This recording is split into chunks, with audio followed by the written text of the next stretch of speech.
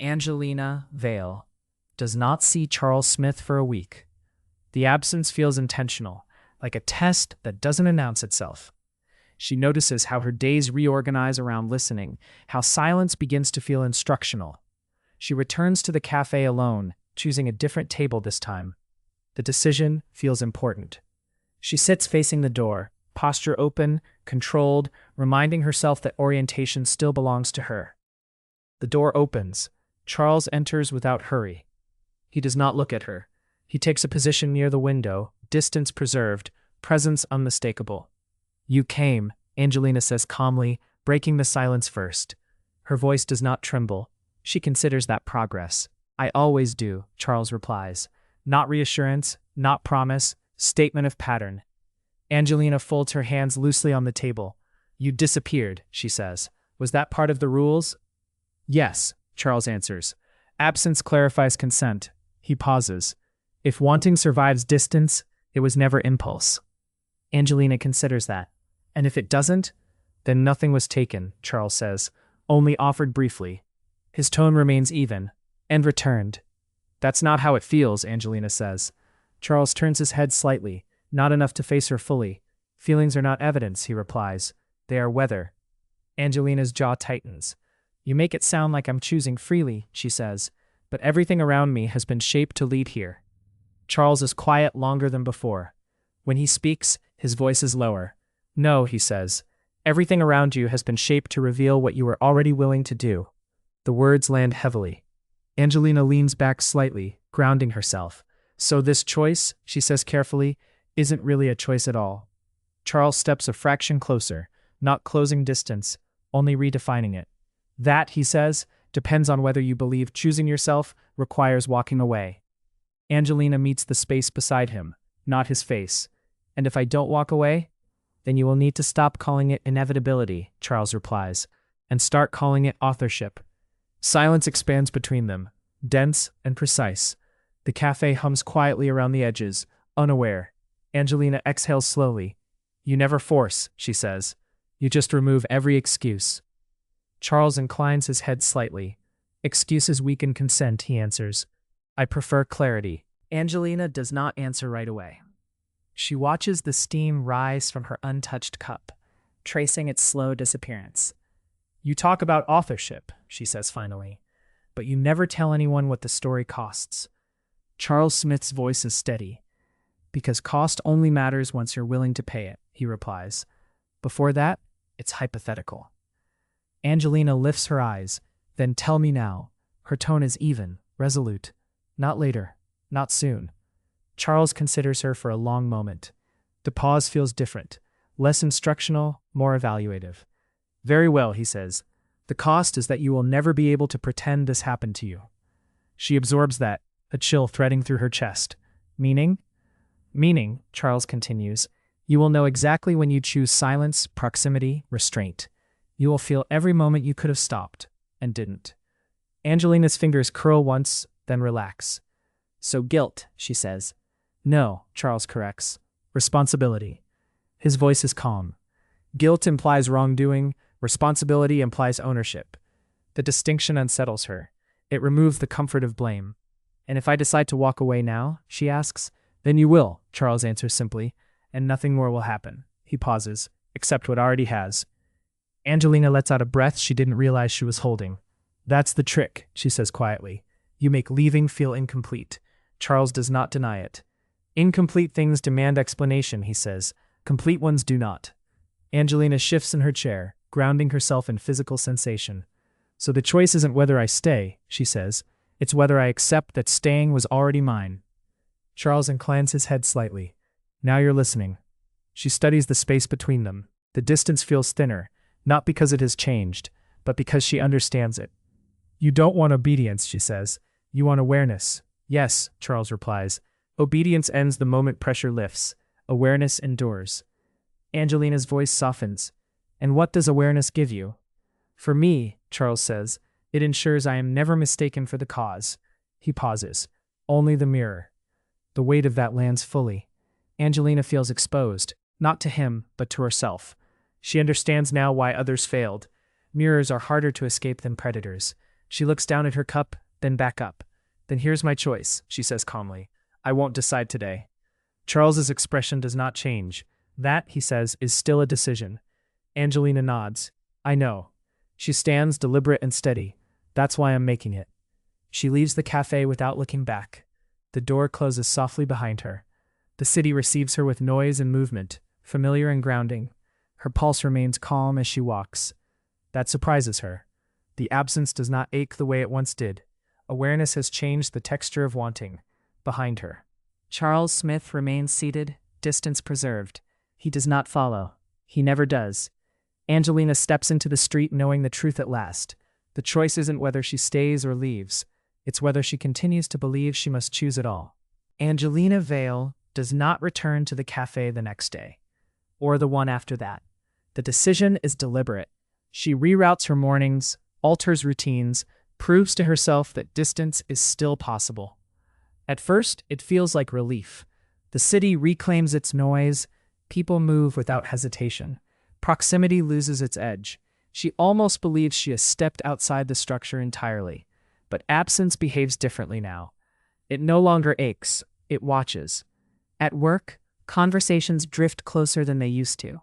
A colleague stands near her desk longer than necessary. Another pauses mid-sentence, recalibrating distance without knowing why. Angelina notices everything, not with hunger, with awareness sharpened by discipline. She understands now what Charles meant about mirrors. She declines invitations without explanation, not out of avoidance, but control. Each refusal feels measured, almost ceremonial. That night, she sits alone in her apartment, lights on, television playing softly. She refuses silence. The effort is exhausting. She checks her phone once, then again. No messages, no signs. The lack of confirmation unsettles her more than presence ever did. You're not choosing, she tells herself aloud. The words sound thin in the room. You're just pausing. Sleep comes unevenly. She dreams of doors left open, not inviting, just unfinished. She wakes with the sensation of standing between rooms, unsure which one belongs to her. The third day is the hardest, not because she wants him, but because she doesn't know what wanting looks like without rules attached.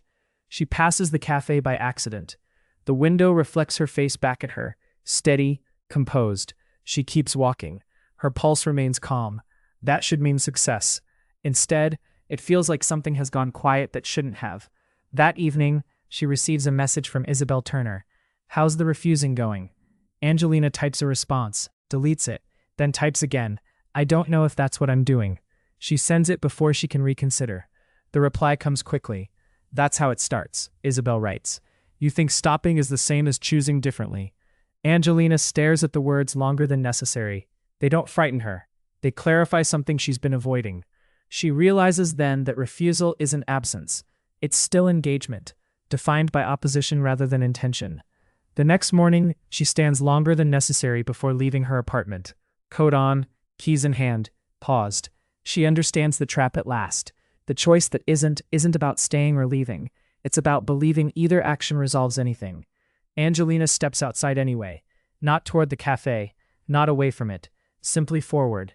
As she walks, the city unfolds normally. No sign of Charles Smith, no pressure, no signal, and yet she feels it. Not hunger, not pull, recognition. Refusal has taught her something dangerous. The rules don't bind her anymore, because she understands why they exist.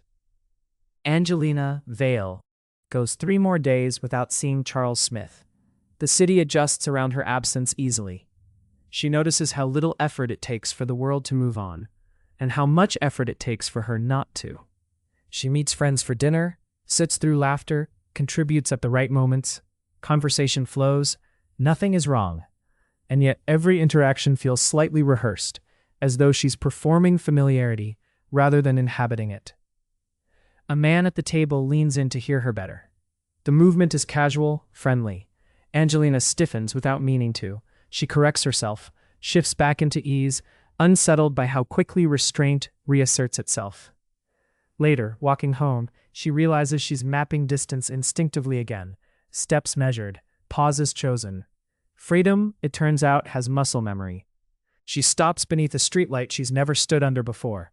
The choice is arbitrary, or so she tells herself. The light hums softly, casting her shadow long and precise. For a moment, she imagines Charles there. Not beside her, not close, just within the same frame of awareness. The thought doesn't comfort or disturb her. It clarifies. "You are not here," she says quietly. The words feel less like a boundary and more like an acknowledgement. The silence answers honestly. It does not contradict her. Angelina understands then that absence has structure too, that leaving didn't dissolve the rules, it transferred them inward. She returns home and does not turn on the lights. The darkness is familiar now, no longer instructive. She moves through it easily, no longer bracing. Her phone buzzes once. A message from an unknown number. No greeting, just a sentence. "You don't need me to practice restraint anymore." Angelina's breath catches, not with longing, but with recognition. The words are not a summons. They are a mirror held up one final time. She types a reply, then stops, deletes it, leaves the phone face down on the table. For the first time, she understands what it would mean to answer without reacting. Not to accept, not to refuse, just to exist outside the exchange. The room feels different, not emptier, not fuller, neutral. That neutrality is more unsettling than any presence ever was. Angelina sits on the edge of the bed and exhales slowly. Desire does not vanish, it loosens, it stops demanding shape. She realizes that Charles Smith never needed her to stay. He needed her to notice what staying meant. The thought settles cleanly, without drama. The tension she carried begins to reorganize, no longer aimed outward. Angelina lies back, eyes open, listening to the ordinary sounds of the building. Pipes, distant footsteps, life continuing without instruction. Freedom, she understands now, isn't movement. It's the moment restraint stops needing an audience. Morning arrives without ceremony.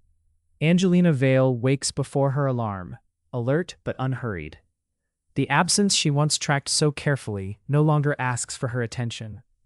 She makes coffee and drinks it while it's hot. The small decisiveness feels important. Nothing is being withheld, nothing is being offered.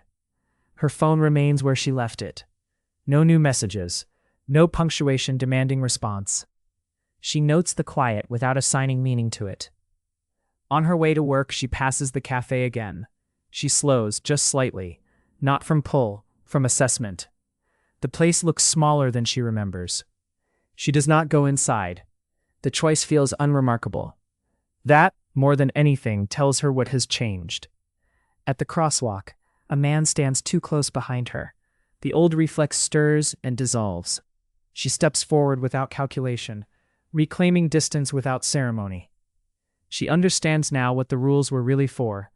Not to bind, not to tempt, but to reveal how easily attention becomes submission when clarity is delayed. In a quiet moment between tasks, Angelina allows herself one final thought of Charles Smith. Not his presence, not his voice, only the lesson he refused to soften. He had never taken anything from her, and she had never needed him to give it back. As evening settles, Angelina closes her apartment door and feels nothing linger on the other side. No pressure, no promise, only the steady knowledge that the choice was never his to offer, and never hers to escape.